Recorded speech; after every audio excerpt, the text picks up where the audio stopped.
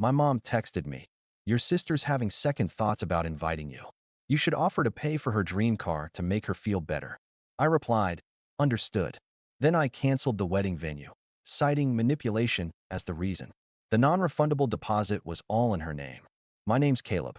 I'm 33, the oldest, the spreadsheet guy, the one who keeps jumper cables in the trunk and receipts in labeled envelopes. I run ops for a regional logistics company. I'm the calm voice people call when something breaks at 2 a.m. I don't drink much, I drive a 10-year-old Civic, and I pay my credit card off every month because I like sleeping. In my family, that made me the reliable one. Translation: the wallet with legs. Sunday dinner at my parents' house is always the same. A pot roast that's somehow both dry and greasy. Dad's football game on mute with subtitles. My sister, Maya, at the head of the conversation like she was born with a microphone in her hand. She's 27, engaged, and planning a wedding that could feed a small village for a month. I was rinsing plates at the sink, half listening, half counting how many forks I'd already washed so I didn't have to sit in the living room pretending to laugh. Maya was scrolling through her phone, talking to no one and everyone. "I don't like the idea of assigned seating," she said. "It makes people feel boxed in. Except VIP tables, obviously." Mom was slicing rolls next to me, humming. There was a little smear of lipstick on the knife. She looked past my shoulder like she was aiming at an invisible audience. "Caleb," she said, "too sweet. Your sister's having second thoughts about inviting you." I set the plate down very carefully. The faucet hissed between us. Maya didn't look up. "It's not personal." Dad shrugged from the couch without turning around. "Less plates to rent." Mom kept going, as if she was delivering a weather report.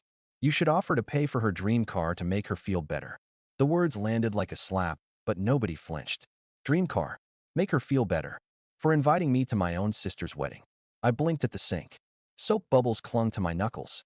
My brain stalled on the image of my beat-up Civic next to whatever glossy SUV lives in Maya's Pinterest board. "What?" I said. Mom's voice was light, like she was suggesting I bring a salad. "She's been stressed. The venue is expensive. The caterer is expensive. The flower wall is expensive. You know how it is.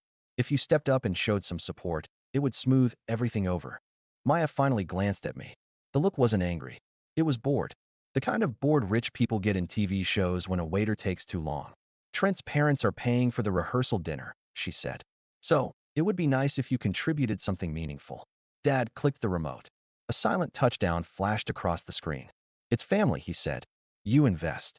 A laugh caught in my throat and came out thin. "A car," I repeated. Mom nudged my shoulder with the back of her hand, like we were sharing a joke.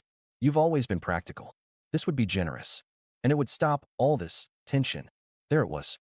The script I knew by heart. I cause tension. I fix tension. I pay for tension. I keep quiet so everyone can keep pretending I'm just so mature about things. I rinsed the last plate, set it in the rack, dried my hands slowly, like I could postpone choosing between fight or flight by patting my fingers dry. Maya's phone lit up with a notification and her mouth curled. "Also, if you're going to bring a date, you need to clear it with me first. The vibe is very specific." I nodded, not because I agreed, because nodding is cheaper than arguing. "Good boy," Mom said softly, like I was a Labrador who'd waited before crossing the street. I looked down at the towel in my hands and realized my palms had gone cold. I wanted to say 1,000 things. I wanted to say one. Instead, I put the towel back on the oven handle. I took my coat from the chair, and I walked out of the kitchen with my heartbeat in my ears and a hollow space opening up where the part of me that still hoped for normal used to be. In the driveway, I sat in the driver's seat and stared at the steering wheel. The Civic smelled like coffee in winter. I could hear my mother's voice in my head, bright and reasonable. "You should offer. You should show support. You should fix it." I put my hands at 10 and 2. "Understood," I said to no one. But not the way she meant it. I didn't become the family wallet overnight. It was slow, small, easy to justify. At 21, I picked up an extra shift to help Dad when his hours got cut. "Just until the union sorts it out," he'd said. It took 8 months. When the back pay finally hit, he bought a smart TV. It was on sale. Mom told me, like that explained everything. At 23, Maya borrowed my credit card for textbooks. She dropped the class and kept the shoes. When I pushed, she cried. Mom said, "It's hard to be a girl right now." I ate the bill and told myself I was choosing peace. At 26, I co-signed on Maya's used Jeep because she couldn't get approved a loan. She missed payments. I got the late notices. When I called, she said, "You're better with money. Why would they even send that to me?" She laughed like it was a joke. At 28, Dad temporarily moved his phone line onto my family plan. I'm still paying it. He calls it bundling. I call it $65 a month. At 30, Mom decided we needed to restore tradition and host Thanksgiving. I bought the turkey, a folding table, 6 chairs, and 2 space heaters because the furnace was on its last leg. When I suggested we split costs, she patted my cheek. "You make more than us, sweetie. You know that." Add in little things, streaming passwords, gas money slipped across a table, a rent loan that evaporated, a coworker discount used for everyone but me, and you get a picture. Every time I said no, a family meeting formed. Every time I said yes, the bar moved. Then Maya got engaged. Trent is the kind of man who says "my guy" to waiters and wears loafers without socks. He works in brand partnerships, which as far as I can tell is mostly flattering people and receiving boxes. His parents have lake house money. Old photos of Trent at boarding school hang in their hallway like he was a senator at 12. The engagement party was a production. Maya cried at the right moments. I took pictures with everyone's phone. At the end, Mom clasped my hands and whispered, "We need your help." Just with logistics. Logistics turned into 3 months of me calling vendors, scheduling site visits, and reading contracts while Maya sent me reels of champagne towers. To save everyone time, the venue put me as the authorized coordinator on the account. By Mom's request, the actual contract and non-refundable deposit were in Maya's name because it's her special day. The deposit, $7,500, went on my card, with the understanding, Mom's word, that Trent's parents would reimburse me after they moved some things around. They didn't move anything around. A check in the mail never arrived. When I asked, Trent smiled with all teeth. "My dad's finance guy is out of the country. Don't be weird about it." 2 months before the wedding, the florist called me at work. "Just confirming the final count on the peonies," she chirped. I looked at the estimate and almost swallowed my tongue. 200. I said. "It's so tasteful," Maya texted when I asked. Trent's family expects a certain look. When I tried to shrink the order, Mom messaged me privately. "Don't embarrass your sister. We will make it work. Be a team player." It wasn't resentment that grew in me. It was fatigue. Constant, bone deep. My days were full of freight schedules and warehouse staffing. My nights were menu tastings I didn't eat at. On Saturdays, when I would normally meet friends for pickup basketball, I was at a linen showroom hearing why moonstone gray is different from platinum. Anytime I drew a line, someone moved it. "Can you drop by the jeweler with me?" Maya asked on a Tuesday at 10 a.m. "Trent can't because of a meeting, but you're flexible." I wasn't flexible. I left work early because arguing costs more. "Hey, bud," Dad said, handing me an oil change receipt one night. "I used your card because the guy said cash was extra. You'll sort it out." "It is your father," Mom added, like that was a coupon. There were more group chats now than relatives. Bridal squad, vendor updates, VIP only. If you never had 50 unread messages all saying "quick question," you might not understand how it grinds you down. I muted them all and then felt guilty like I'd thrown a baby monitor in a lake. Through all of it, I kept thinking, fine. One last time. We will get through the day. She will be happy. The machine will stop asking for parts of me. Then the guest list explosion happened. Maya decided she didn't want kids at the ceremony. "They ruined the vibe," she posted in VIP only, which somehow included me, but not our cousin with 2 toddlers. When word spread, it wasn't Maya who fielded the calls. It was me. Aunt Zoe called me crying because she couldn't afford a sitter for twins and a flight. "I wish I could help," I said, making eye contact with my own reflection in my microwave door, feeling like a coward. "You could," Mom said later, tapping her nails on the table. "Just offer to cover it." Quietly. "It's not my rule," I said. "It's your family," she said back hard. And then we circled back to the car. The dream car. Maya had mentioned it in passing for months. A white Range Rover Evoque with tan leather. "It photographs like a cloud," she said. "It would be so iconic to leave the reception in it." I thought she was joking. She was not joking. When I didn't immediately leap to finance the exit cloud, Mom started a whisper campaign in the chats. Not rude, just sharp. "Caleb's been so stressed lately. I don't know why he's being like this. Maybe he's jealous." A few relatives sent me confusing "you okay?" texts like I'd posted something alarming. Twice, I drafted long messages explaining the money and the time and the boundaries and then deleted them because I knew exactly what would happen next. Screenshots, side conversations, the performance of concern. Then came the thing that finally killed the last little piece of hope I had that this was just bad timing and not who they are. I was at my apartment on a Wednesday night, eating pasta out of the pot because my plates were all packed for an imaginary brunch when my phone buzzed. It was a calendar invite. Title, Family Strategy Chat. Organizer Mom. Time, now. I joined. Video on. Mom and Dad were framed like news anchors. Maya sat between them, chin high, nails perfect. Mom got right to it. "We've been talking," she said, "and we think it would be best if you contributed something big to show support, and then we can put the weirdness behind us." "Okay," I said, because I wanted to hear the script from their mouths. Maya smiled without warmth. "The car, Caleb. It's not complicated. Just put down 50%. We'll handle insurance and all that boring stuff later." 50% of a luxury car? I said. Dad leaned forward. "We've done plenty for you," he said. "Time to give back. Your sister's day should be perfect." I looked at their faces on my screen and felt it like a tide going out. The relief that comes when you stop lying to yourself. I ended the call. No speech. No lecture. Just click. Inside, a new voice stood up. Small, steady, tired of asking permission.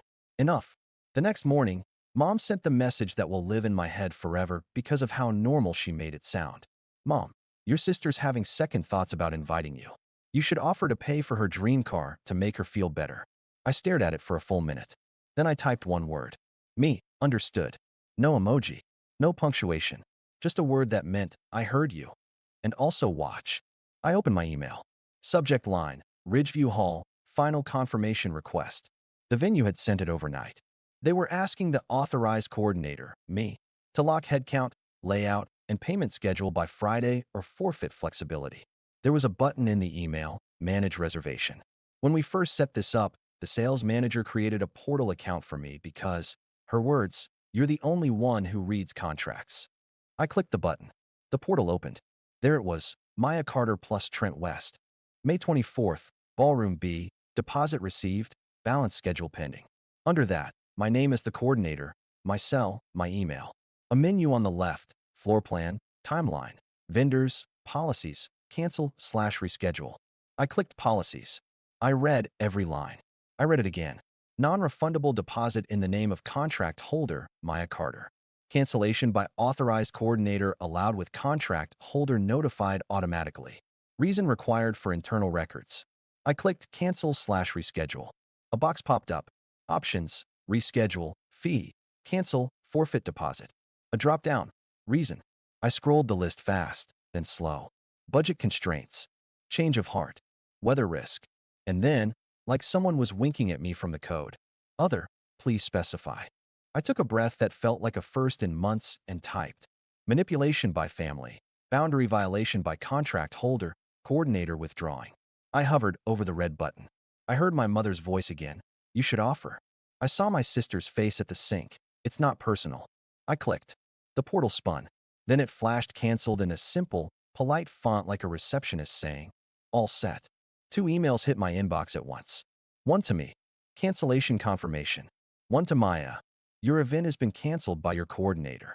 I sat still for a long second, half expecting my apartment to explode. Nothing exploded. The morning kept being morning. A city bus hissed outside. Somewhere, a neighbor's dog barked twice and gave up. Then my phone started lighting up. "Maya, what did you do?" "Mom, call me now." "Maya, you did not just cancel my wedding, you went too far." "Dad, son, fix this." I didn't reply. Not yet. I opened the florist estimate from the week before and found my card authorization. I emailed the shop. "Please remove my payment and put all charges on contract holder's card going forward. Do not contact me further." They responded with a polite, "Of course," and a smiley in the signature I hated irrationally. I pulled up the caterer. My card wasn't on file there. Trent's dad had finally paid one invoice to build trust, and then apparently considered his work on Earth done. I confirmed I had no financial ties to them and archived the thread. Then I wrote a short email to the venue manager. "Hi Lisa, I've canceled the event as the authorized coordinator. The reason is listed in the portal. Please direct any further communication to the contract holder, Maya Carter. I won't be involved going forward. Thanks. Caleb." 3 minutes later, she replied. "Understood, Caleb. I'm sorry it came to this. As noted, the deposit remains with us per policy in the name of Maya Carter. Wishing you the best." I let the sentence sit there like a stone in a pond. In the name of Maya Carter. For months, they'd insisted everything be in her name. They loved the optics, the emails addressed to her, the feeling of being the sun everyone orbits. Now they could have it. I screenshotted exactly two things: the cancellation confirmation and the policy paragraph highlighting non-refundable deposits tied to the contract holder. Then I opened the family group chat, the Carters, with a photo of us from 2011 where my hair was bad and I was still trying. I typed slowly. My hands didn't shake. Morning. I've stepped down from coordinating and funding any part of Maya's wedding. I canceled the venue as permitted by the contract. Reason attached. Going forward, please contact the contract holder, Maya, for all details and costs. I will not be attending. I will not be contributing. I will not discuss this further. I attached the screenshots. Then I set the chat to mentions only. For 2 minutes, nothing. Then the explosion. Mom, this is not okay. Maya, you ruined my life. Dad, grow up. Aunt Zoe, what happened? Maya, he did this because I asked for a car like a normal person. He's always been jealous. Mom, Caleb, we raised you better than this. I typed one more message. For the record, I paid the initial deposit on my card. I requested reimbursement for months and was told to be patient. The deposit was non-refundable and placed in Maya's name by your request, Mom. I am done being your bank. Then I put my phone face down and went to work. At 10:12 a.m., my boss poked his head into my office. You good? He asked. I will be, I said. You look like a man who just cut off a vampire, he said, and walked away before I could answer. My phone was a slot machine. I didn't check every pull, but the concepts were the same. Disaster, guilt, threats, bargaining. Mom, we can't get the date back. Fix it. Dad, your grandfather would be ashamed. Maya, I'll sue you. Trent, bro, you messed with the wrong family. Mom, if you wanted attention, you could have asked for it. A few cousins chimed in with emojis, or whoa. Aunt Lisa texted me privately. I'm proud of you. I know you don't hear that enough. I exhaled a little and sent her a heart. At noon, Mom called me at work. I let it go to voicemail.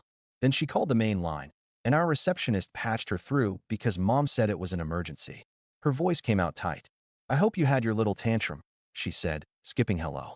Now put it back. That's not how it works, I said. You're going to ruin your sister's life over a misunderstanding? Her tone softened. I could hear her picking a performance.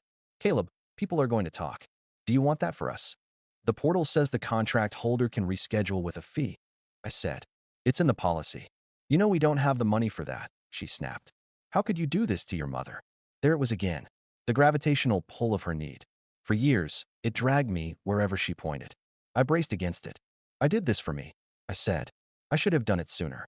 She inhaled like I'd slapped her. So that's it. You're leaving your family. I'm leaving the part where you use me. You will regret this. Maybe, I said. But I slept last night. First time in months. I hung up. I found my reflection in my computer screen and didn't hate the man looking back. The rest of the day was a weird mix of ordinary and surreal. I rescheduled a delivery window for a client, approved overtime, laughed at a meme someone slacked me, and ignored a text from Trent that read, "Don't burn bridges you'll need." I typed and deleted, "We never had a bridge," and settled on nothing. By evening, the group chat had turned into a small courtroom. Maya posted a selfie with puffy eyes. "This is what my brother did to me," she wrote, like I'd keyed her car. 10 people reacted with sad faces. Someone wrote, "Men are the worst," which is funny if you know how many trash men I've taken to the dump for this family. Dad left me a voicemail that started with a long sigh and ended with, "You think you're better than us because you have a job and a car that runs. You forget who changed your diapers." It would have hurt me a year ago. Now it sounded like an antique. Heavy, pointless, mostly for display. I made dinner. I ate at my table without my phone. I went for a walk around my block and said hello to a neighbor I'd only ever waved at before. She asked if I'd cut my hair. I said yes. It felt like a test of whether I still existed outside my family's narrative. I did. Around 9, my sister's fiancé finally called me himself. I answered because curiosity is my worst trait. "This is insane," Trent said. His voice was flat, like he was reading from a script called Reasonable Man. "You embarrassed my family. Do you understand that?" We had sent out the date to our people. "Your people can read a reschedule email," I said. He ignored me. "You put manipulation as the reason," he said, quoting the portal like it was a slur. "You think you're better than us because you know words?" I let the silence do the work. He hates silence. He's allergic to not being admired. We're going to move the wedding to Shoreline Club, he said finally, puffing up. Bigger, better. And you're going to pay the new deposit because you caused this. No, I said. You can't just say no to family, he said, twisting the word like a screw. I can, I said and hung up. 2 days later, a new email arrived. Shoreline Club. Subject. Welcome, Trent plus Maya. It had a soft focus photo of a couple and a pier. BCC'd at the bottom, my mother's email, my father's, and mine. I think they thought sending it to me would shame me into fixing it. The second paragraph made me smile without meaning to. As discussed, we require a non-refundable deposit of $10,000 at time of booking. Please note, deposits are tied to the contract holder and cannot be transferred or refunded under any circumstances. Attached was an invoice with amount due, $10,000, and contract holder, Maya Carter in bold. There was a blank next to payer name. I closed the email, poured myself a glass of water, and watered my plants because suddenly everything ordinary felt like worship. A week passed.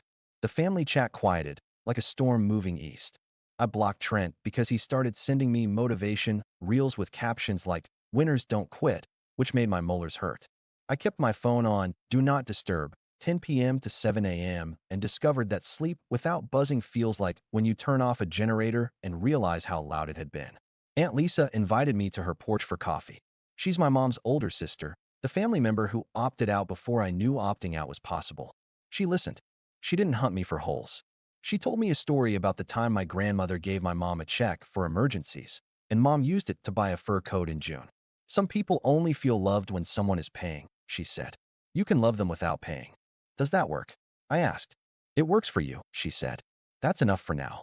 At work, I said yes to a training I'd been putting off. I stayed late one night not because I had to but because I wanted to get a messy process clean. I came home and made an omelet and didn't feel like I'd failed someone by not delivering something I never promised. On Saturday, I removed Dad from my phone plan. I'd been telling myself it would be cruel. It took 6 clicks and a text that said, "Plan updated." He called 5 times. Then Mom called 5 times. Then Dad sent a single message. "What kind of son are you?" I turned my phone over and watched dusk unfold at my window like a show I'd paid to attend. Sunday morning, I got a text from an unknown number.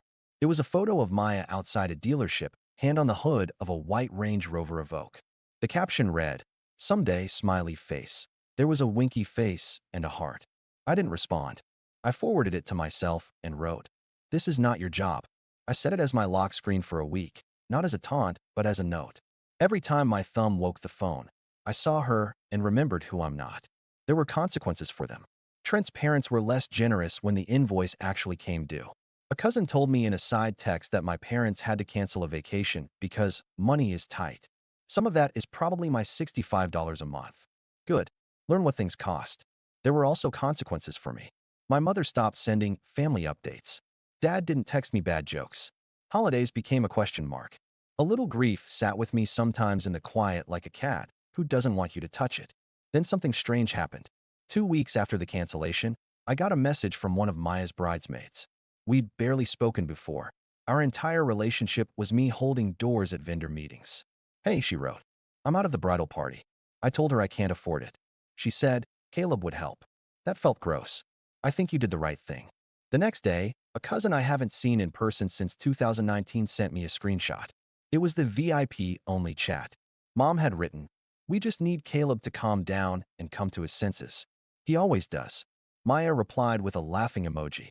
Then someone else, username R, wrote, "Or we respect his boundary," and left the group. People see, even if they pretend not to. The wedding moved forward. Different venue, different vendors, less peonies. I didn't hear much about it. Occasionally a message would slip through the block like smoke. "Can you at least show up? We can set aside our differences for one day. If you love your sister." That last one used to work on me. It didn't even itch now.